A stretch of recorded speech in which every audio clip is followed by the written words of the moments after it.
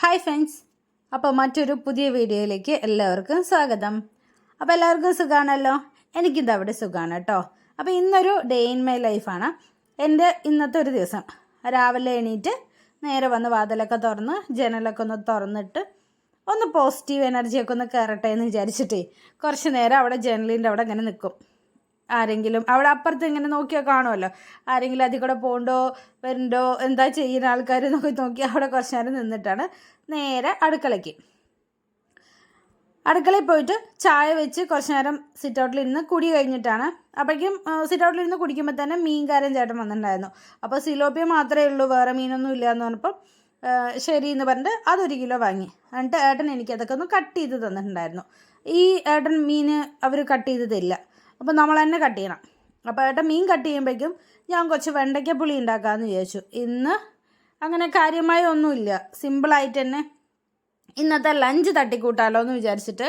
ഒന്നാമത് വേറെ വെജിറ്റബിൾസ് ഒന്നും ഇല്ല, മാർക്കറ്റിലൊന്നും പോയിട്ടില്ല, ഒന്നും വാങ്ങിയിട്ടുണ്ടായിരുന്നില്ല. അപ്പോൾ കുറച്ച് വെണ്ടയ്ക്ക ഉണ്ടായിരുന്നല്ലോ, അങ്ങനെ വെണ്ടയ്ക്ക ഇട്ടിട്ട് നമ്മുടെ പാലക്കാട് സ്റ്റൈൽ വെണ്ടയ്ക്ക പുളി അങ്ങോട്ട് തട്ടിക്കൂട്ടി അങ്ങോട്ട് ഉണ്ടാക്കി. തട്ടിക്കൂട്ടിയൊന്നും അല്ല ഏട്ടാണ്, നല്ല ടേസ്റ്റ് ഉണ്ടായിരുന്നു. ഏട്ടനൊക്കെ നല്ല ടേസ്റ്റ് ഉണ്ടെന്ന് നല്ലൊരു ഫീഡ്ബാക്ക് കിട്ടിയിട്ടുണ്ടായിരുന്നു വെണ്ടയ്ക്ക പുളിക്ക്.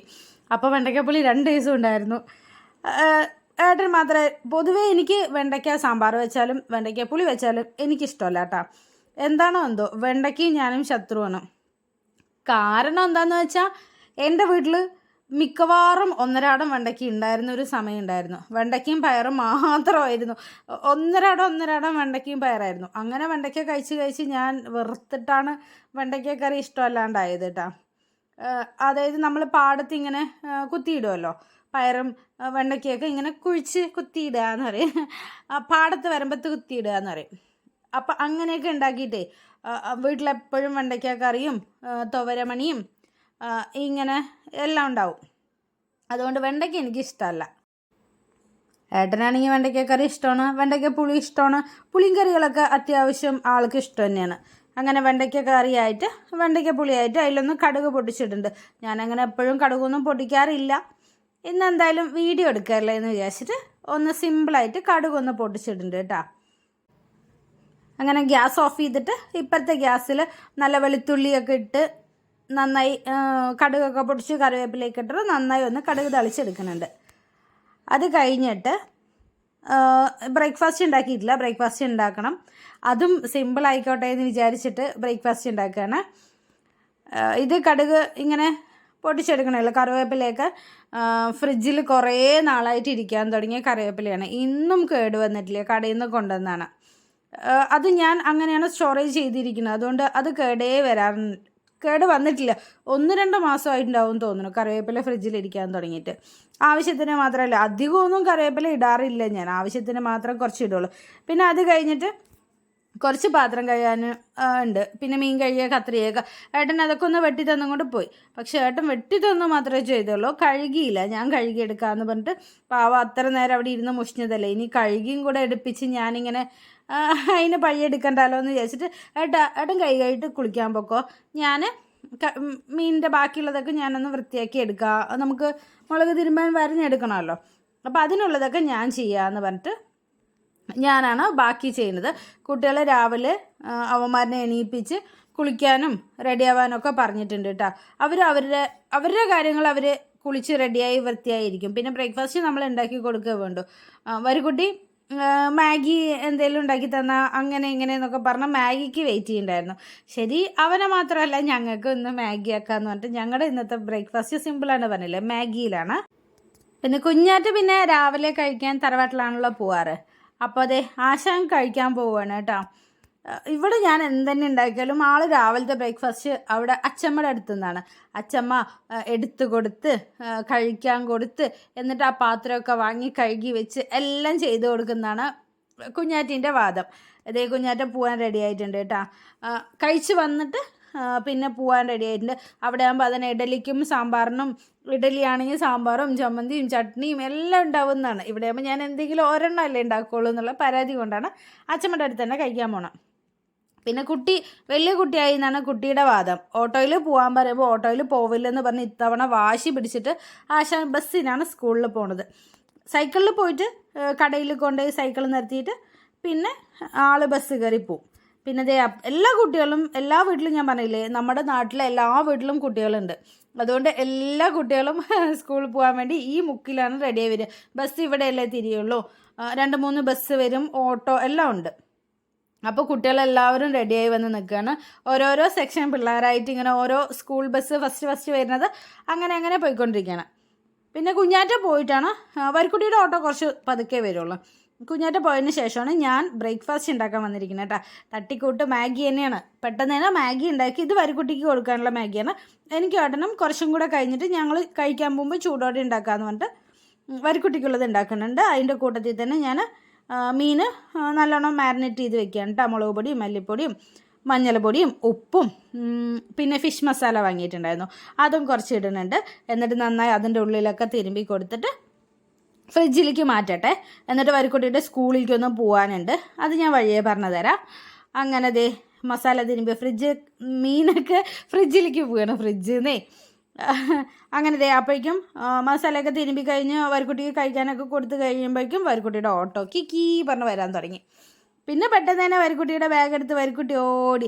ഞാൻ കൊണ്ടാക്കാനൊന്നും പോയില്ല കേട്ടോ, ആൾ പോയി ഒറ്റയ്ക്ക് ഓട്ടോയിൽ കയറും. ആദ്യമൊക്കെ എപ്പോഴും കൊണ്ടാക്കുമായിരുന്നു, ഞാനും ഏട്ടനും 2 ആളിനെയും കൊണ്ടാക്കുമായിരുന്നു. ഇപ്പോൾ അവർ വലിയ കുട്ടികളായി എന്നല്ലേ അവർ പറയണത്. അപ്പോൾ അവർ ഓട്ടോയിൽ ഒറ്റയ്ക്ക് പോയി കയറാനൊക്കെ ആയല്ലോ, ബാഗ് അവർ ഒറ്റയ്ക്ക് കൊണ്ടേ കയറി ഓട്ടോയിൽ പൊക്കോളും. പിന്നെ വിജിയും കുട്ടികളിനെയും കൊണ്ട് വന്നിട്ടുണ്ട്, മഞ്ജുവും കുട്ടികളിനെയും കൊണ്ട് വന്നിട്ടുണ്ട്. ഇനി ഞാനൊരു കുളി അങ്ങോട്ട് പാസ്സാക്കിയിട്ട് വരാം, മീനൊക്കെ ആക്കിയതല്ലേ. കുളി കഴിഞ്ഞ് പെട്ടെന്ന് തന്നെ ബ്രേക്ക്ഫാസ്റ്റും കഴിച്ച് നേരെ വരിക്കുട്ടിയുടെ സ്കൂളിൽ പോയിട്ടുണ്ട്. കാരണം ഇവർ വേറെ സ്കൂളിൽ പഠിച്ചിട്ട് ഇത്തവണയാണ് വരിക്കുട്ടി ഈ സ്കൂളിലേക്ക് വന്നിരിക്കുന്നത്.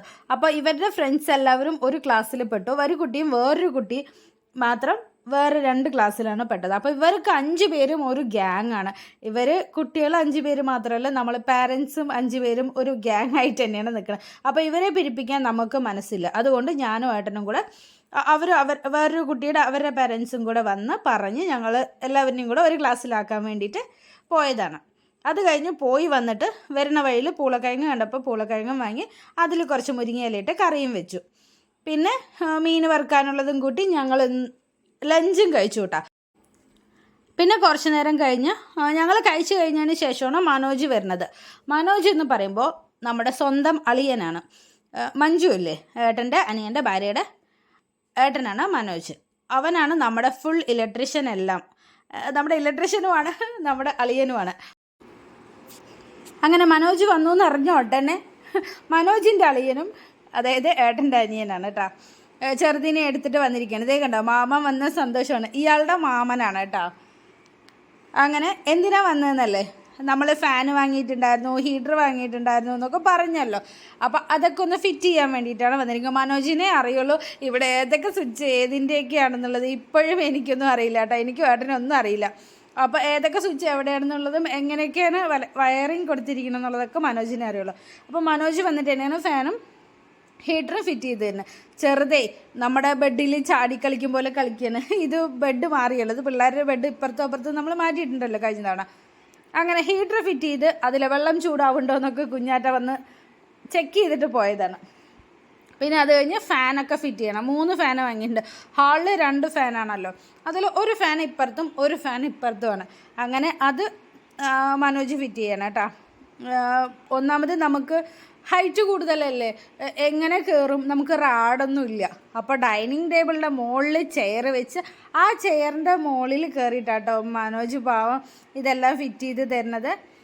ആൾക്ക് എപ്പോഴും നമ്മൾ എന്തിനു വിളിച്ചാലും ആ സ്പോട്ടിൽ ഓടിയെത്തും. ഇലക്ട്രീഷ്യൻ്റെ കാര്യത്തിന് എന്ത് വിളിച്ചാലും അവനില്ലെന്ന് പറയില്ല. പിന്നെ എല്ലാം അഡ്ജസ്റ്റഡ് ആണ്. എങ്ങനെ എന്ത് ചെയ്യാൻ പറ്റുമോ അയാൾ അതുപോലെ ചെയ്തോളൂ. ഇല്ല പറ്റില്ല, എനിക്ക് അത് വേണം ഇത് വേണം, അങ്ങനെ ഒരു കണ്ടീഷനും ഇല്ല. പണി ചെയ്യുന്നത് മനോജാണെങ്കിലും ക്ഷീണം ഈ ആശാൻ്റെ മുഖത്താണ് അല്ലേ. ഏട്ടനാണ് പണി ചെയ്ത് ക്ഷീണിച്ചിരിക്കും പോലെ ഇരിക്കുന്നത്. ഒന്നുമില്ല കേട്ടോ, ഈ ഡൈനിങ് ടേബിൾ അങ്ങോട്ടും ഇങ്ങോട്ടും പിടിക്കാനൊക്കെ ഹെൽപ്പ് ചെയ്തുകൊണ്ടിരിക്കുക അല്ലേ. മനോജും ഏട്ടനും അങ്ങനെ 2 ആളും കൂടെ തന്നെയാണ് അങ്ങോട്ടും ഇങ്ങോട്ടും മാറ്റിക്കൊണ്ടിരിക്കുന്നത്. പിന്നെ ഞങ്ങളുടെ റൂമിലും ഫാൻ ഫിറ്റ് ചെയ്യണം. അപ്പോൾ ഞങ്ങളുടെ റൂമിൽ ഫാൻ ഫിറ്റ് ചെയ്തു. പിന്നെ പിള്ളേരുടെ റൂമിലും ഫാൻ ഫിറ്റ് ചെയ്യാനായിട്ട് ഈ ഡൈനിങ് ടേബിൾ പൊക്കിയെടുത്ത് റൂമിലേക്കൊക്കെ മാറ്റണ ഒരു പണി മാത്രമേ റിസ്ക് ആയിട്ടുള്ളൂ. ബാക്കിയുള്ളതൊക്കെ അവർ സിമ്പിളായി എല്ലാം ചെയ്തുകൊണ്ടിരിക്കണം. മനോജ് പിന്നെ പെട്ടെന്ന് തന്നെ എല്ലാം ചെയ്തെടുക്കുമല്ലോ. അങ്ങനെ ഏട്ടനും നോക്കി നിൽക്കുന്നുണ്ട്, ഞാനും നോക്കി നിൽക്കുന്നുണ്ട്. ഞങ്ങൾക്ക് നോക്കുകൂലി എപ്പോഴും ഉള്ളതാണല്ലോ.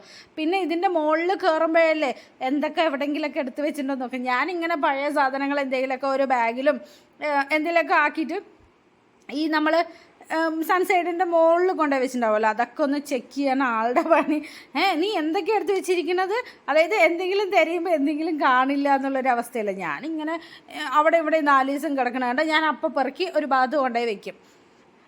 അപ്പോൾ അങ്ങനെ അപ്പോൾ ഏട്ടൻ അതൊക്കെ നോക്കിയിട്ടേ ഒന്നുമില്ല, ഇപ്പം തൽക്കാലം ആവശ്യമില്ലാത്ത സാധനങ്ങളാണ് മറ്റേ അവിടെ തന്നെ തിരിച്ച് വെച്ചിട്ടുണ്ട്.